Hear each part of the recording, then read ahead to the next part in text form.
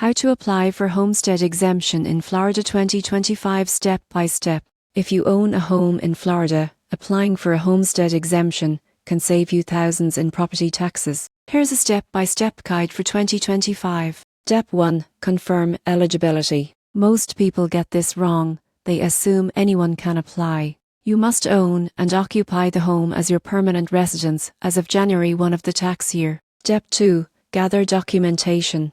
You'll need a Florida driver's license or RID, proof of residency, and the deed or property tax bill. Step 3. Complete the application. Visit your county property appraiser's website or office. Fill out the form completely, including all required personal and property details. You won't believe what happens next submitting early ensures you don't miss the March 1 deadline, which is strictly enforced. Step 4. Submit supporting documents. Scan or bring originals to the office. The property appraiser may verify your documents before approval. Step 5. Await confirmation. Once approved, the exemption will automatically reduce your property taxes for the year. You may also qualify for additional exemptions for seniors, veterans, or disabled residents. The surprising truth is that many homeowners miss out simply by not applying on time. By following these steps, you can lower your property tax bill and maximize the benefits of homeownership in Florida.